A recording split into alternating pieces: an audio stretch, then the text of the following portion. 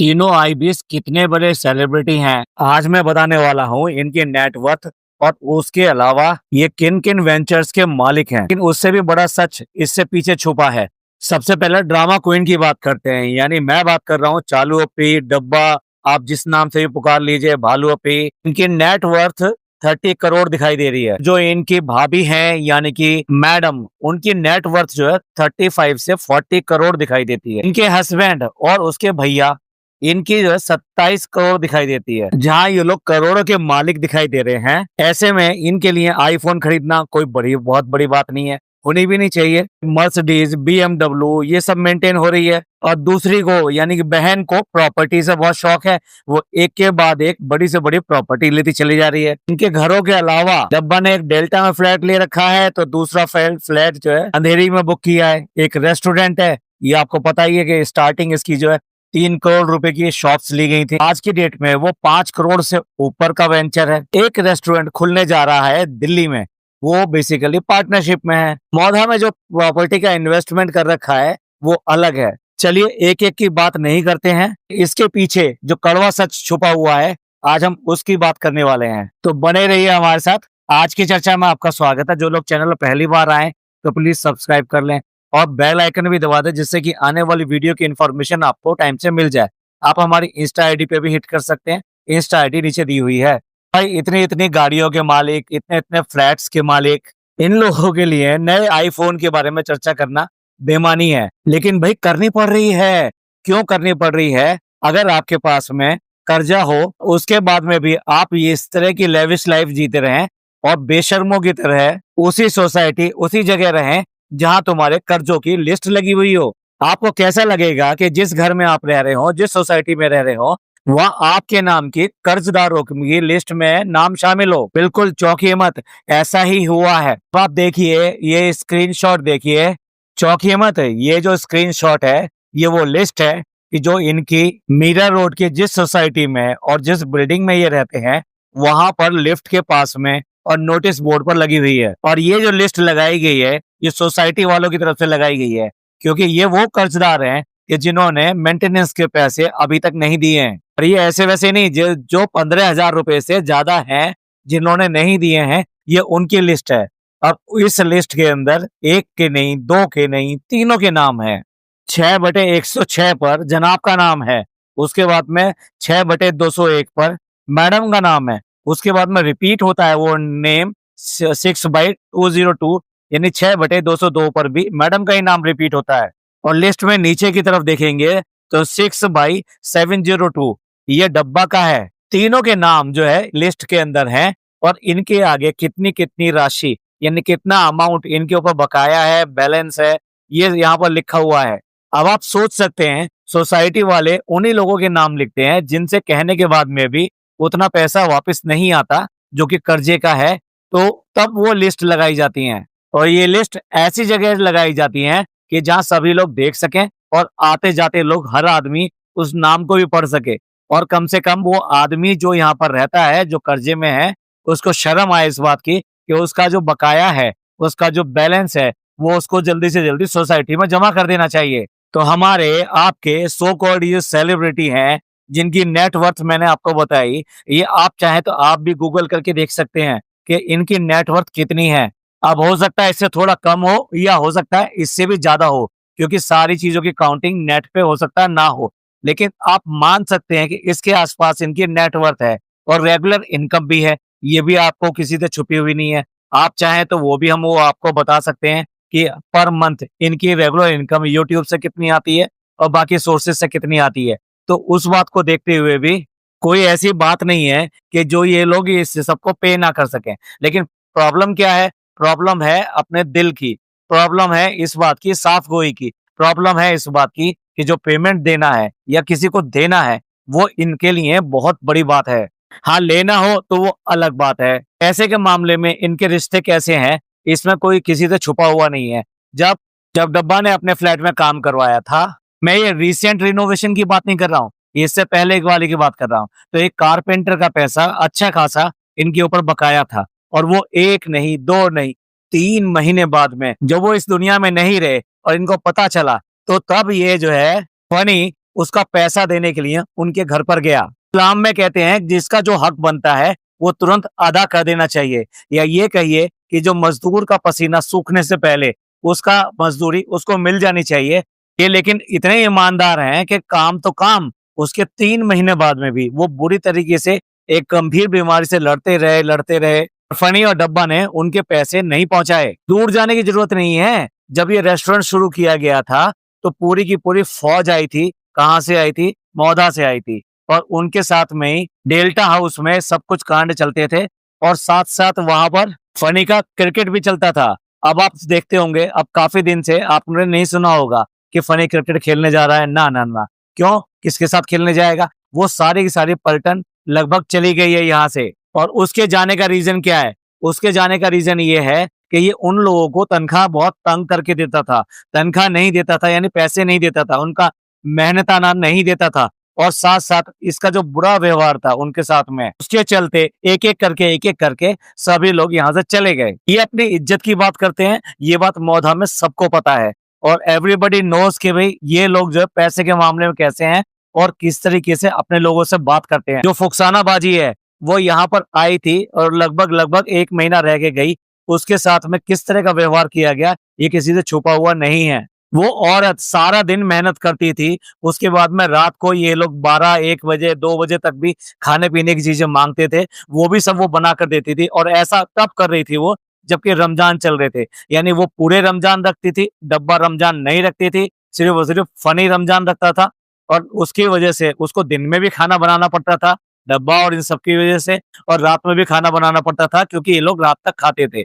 उसके बाद में सोने के बाद में फिर दोबारा से उन्हें रात में 4 बजे फिर भी उठना पड़ता था सहरी के लिए, और उसकी सहरी के लिए प्रॉपर तरीके से सामान भी नहीं होता था। वो बड़ी नींद में उठा करती थी, ये आप लोगों ने सबने व्लॉग में देखा था।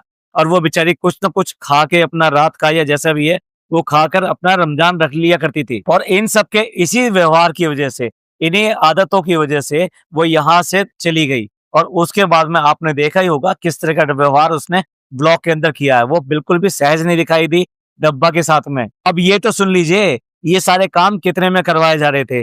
देखिए मौधा एक जो छोटी जगह है वहां के लिए समझ में आता है, वो 5,000 रुपए में रखी गई है, यानी वो इनके घर का सारा काम 5,000 रुपए में करती है। लेकिन यहाँ यहाँ तो वो डे एंड नाइट यहाँ पे रहती थी। अब मुंबई में अगर किसी को डे नाइट रखना हो तो आप सबको पता है कि क्या कॉस्ट आएगी। उसको सिर्फ और सिर्फ 5,000 रुपए दिए जाते थे इस सब के लिए। और उसके बाद में जाते समय भी वो पटरी बाजार वाला सामान उसको देकर भेज दिया कि जाओ भी जाओ। ये एक और इस बात का एग्जाम्पल है कि ये लोग अपने लोगों को देने में क्या करते हैं और किस तरह से करते हैं। ये किसी को देना नहीं जानते, ये सिर्फ और सिर्फ लेना जानते हैं। वो चाहे फुप्पी दे दें, चाहे इनके सब्सक्राइबर दे दें, कोई भी दे दे, या प्रमोशन आ जाए, कुछ भी आ जाए, लेकिन इनकी जान से कुछ नहीं छूटेगा।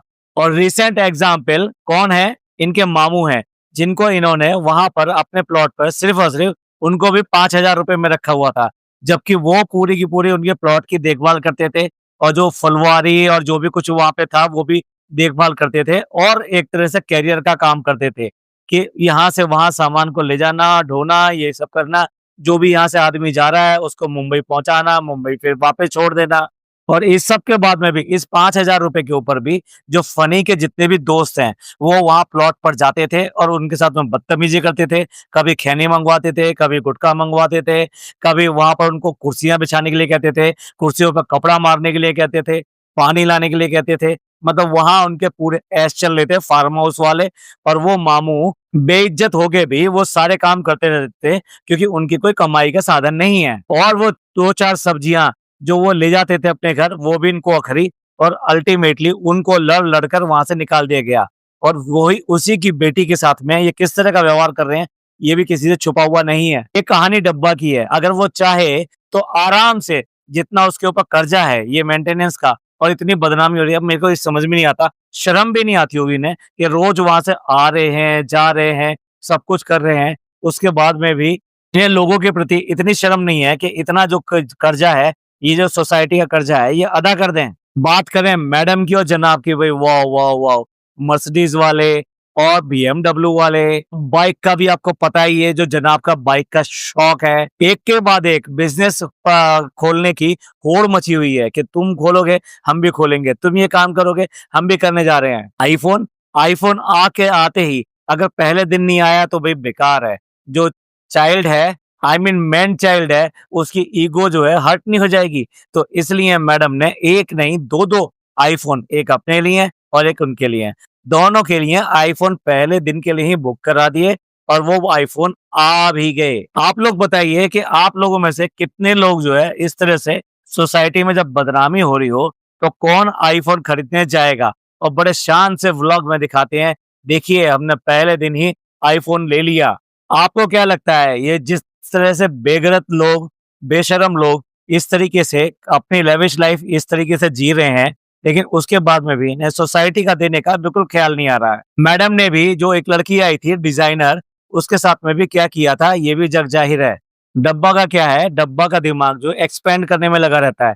मैं एक्सपेंड करने का मतलब उसकी बॉडी शेमिंग नहीं कर रहा हूँ, लेकिन मैं बात कर रहा हूँ बिजनेस और पैसे की। तो वो चारों तरफ से एक्सपेंड हो रही है, वो नए नए वेंचर में काम कर रही है। चलिए सीरियसली होकर बात करता हूँ, अपने रेस्टोरेंट में उसने दस्तरखान ऐड करने के लिए वहां पर भी पैसा डाला। आई मीन एक छोटी सी जगह ली, उसके बाद में वहां पे पैसा लगाया और एक फ्लैट और लिया इसी साल के अंदर। साथ साथ दिल्ली में जो रेस्टोरेंट के लिए पार्टनरशिप करी, वो भी आपको पता चल ही गया है। वो इस तरह से एक्सपेंड करने की कोशिश करती है कि जो भी पैसे हैं वो कहीं ना कहीं बिजनेस में या इसमें लग जाए, सो दैट उससे भी अर्निंग आती रहे। आप इससे भी देख सकते हैं, उसे व्लॉग डालने की भी इतनी ललक रहती है, पैसा कमाने की इतनी ललक रहती है कि चाहे कुछ भी हो जाए उसका व्लॉग जरूर आता है। कहीं पे भी प्रमोशन के लिए जाना हो, कुछ भी करने जाना हो, वो भाग भाग के जाने को तैयार है, चाहे उसके लिए कितना ही उसको स्ट्रेन लेना पड़े। और जो प्रेगनेंसी के टाइम पे भी इसने स्ट्रेन लिया था और प्रेगनेंसी के बाद में भी बच्चे के साथ में भी ऐसे ही स्ट्रेन लिया, लेकिन कोई भी इस तरह का प्रमोशन का काम उसने नहीं छोड़ा। तो यही देखकर मैडम और जनाब के भी अंदर ही अंदर बहुत ज्यादा हलचल मची रहती है। बहुत प्रॉब्लम होती है जब डब्बा एक के बाद एक वेंचर में हाथ डालती है और कोई ना कोई नई चीज खरीद लेती है। इनको बहुत लगता है, यही वजह है कि इनके पास ना कोई प्लानिंग है, ना कोई विजन है, ना कोई प्रॉपर स्ट्रेटेजी है कि वो कैसे करके क्या आगे वेंचर करेंगे या किस तरह के काम में हाथ डालेंगे। बस जो भी इनके फ्लॉप पहले से आइडियाज होते हैं, उनके अलावा इनके पास में कोई नया आइडिया नहीं आ रहा। आप देख लीजिए, मैडम फिर दोबारा से उसी पर आ गई, लेवल के ऊपर आ गई, लेवल को रीलॉन्च और रिन्यूअल और रेट्रो हर तरीके से, मतलब उसको जो है कि अब मैं ये कर रही हूँ, मैं ये कर रही हूँ, लेकिन कर कुछ नहीं रही, कर वही रही है जो कि वो पहले कर रही थी, वो आज भी वही कर रही हैं। तो हर तरीके से उसी एक ऐसी भैंस के दूध धोने की कोशिश कर रही हैं कि जिसमें ऑलरेडी खत्म हो चुका है। यानी उन्होंने अपने डिजाइनिंग से पहले ही वो ये वाला बिजनेस बर्बाद कर चुकी हैं। अब उसके ऊपर ही लगी हुई है कैसे करके इससे कुछ निकल आए, कुछ निकल आए। और यही हाल जनाब का भी है। जनाब को भी कुछ नहीं सूझ रहा है। वो गाना वाना करके देख लिया, गाने वाने में कुछ नहीं वो मिलता है इनको। अब इसके बाद में फिर दोबारा से अपनी जो प्रोडक्शन थी, कल्ट प्रोडक्शन, कोई लोग उसे बल्ब प्रोडक्शन कहते हैं, तो उसका बल्ब फिर दोबारा से जलाने की कोशिश कर रहे हैं। यानी इनके पास में भी किसी भी तरीके से कोई नया आइडिया नहीं है। अब जब कोई नया आइडिया नहीं है तो इनके जो पुराने आइडिया हैं उन्हीं को बुनने के चक्कर में लगे हुए हैं। उनमें अब चिंगारी बिल्कुल खत्म हो चुकी है। राख टटोल रहे हैं कि कैसे कोई एक चिंगारी मिल जाए, आगे चल जाए। किस तरह की बातें करते हैं आपने सुना ही होगा। ऐसे दिखाते हैं जैसे एक के बाद एक जो भी स्टेप्स हैं वो इन्होंने क्लियर कर लिए हैं, वहां सेटअप कर लिया है, सब कुछ कर लिए हैं, स्पॉट बॉय पकड़ लिया है, लाइटमैन पकड़ लिए हैं, और नीचे के जितने भी वो चाय वाले पिलाने वाले होते हैं वो सब भी पकड़ रहे हैं, हेयर ड्रेसर पकड़ लिया, मेकअप मैन पकड़ लिया। नहीं है तो जनाब के पास में स्टोरी नहीं है। मतलब जिससे चीजों की शुरुआत होती है, जो प्रोजेक्ट की जान होती है, अभी तक भी जनाब के पास कोई स्टोरी नहीं है। लेकिन अपना वेंचर जो शुरुआत, ये भी मैंने ये भी कर दिया, मैंने वो भी कर दिया, कुछ नहीं है। सिर्फ और सिर्फ इनकी बस ये कोशिश है कैसे करके डब्बा से रेस में जीत जाए, लेकिन बिना प्लानिंग के भैया जीत नहीं पाओगे। इनके व्लॉग के नीचे एक लंबा चौड़ा कमेंट आया था, वो इसी बात के ऊपर था कि अपने सारे के सारे फ्लॉप आइडियाज को एक बार फिर दोबारा से जिंदा करने में लगे हुए हैं। और उसने कई सारे एग्जाम्पल दिए, शरगुन का दिया और एक दो का और दिए, मुझे याद नहीं आ रहे। और ये बताने की कोशिश करी इन सब लोगों ने भी अपनी प्रोडक्शन शुरुआत करने की कोशिश करी, लेकिन अपना भी पैसा लगा के सब बर्बाद कर दिया।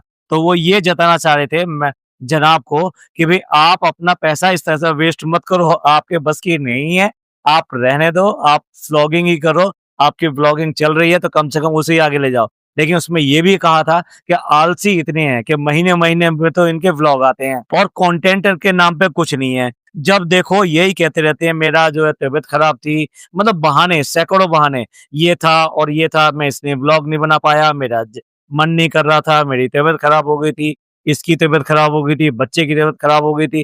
पूरे बहाने सारे बनाते रहेंगे, लेकिन व्लॉग ना बनाने के सारे किस्से इनसे सुन लो। पूरे के पूरे मैडम और जनाब दोनों के दोनों आलसी हैं, उसमें सबसे ज़्यादा जनाब ही आलसी हैं। मैडम किसी भी तरीके से जनाब की इमेज बिल्डअप करने पे लगी रहती है, कहीं इमेज डाउन ना हो जाए। तो ये सच्चाई है इनके, जो ये लेविश लाइफ दिखाने की कोशिश करते हैं ना कि अभी हम 5 स्टार होटल में चले गए और आए दिन मतलब ये दिखाते क्या है, कंटेंट क्या होता है? मॉल जाने का कंटेंट होता है मैडम और जनाब का, उसके अलावा बच्चे के साथ खेलने का कंटेंट होता है। थोड़ी बहुत वहाँ जाके बच्चे की या किसी की शॉपिंग करा लाते हैं। कोई कंस्ट्रक्टिव वर्क इनका कहीं से भी कोई दिखाई नहीं देता।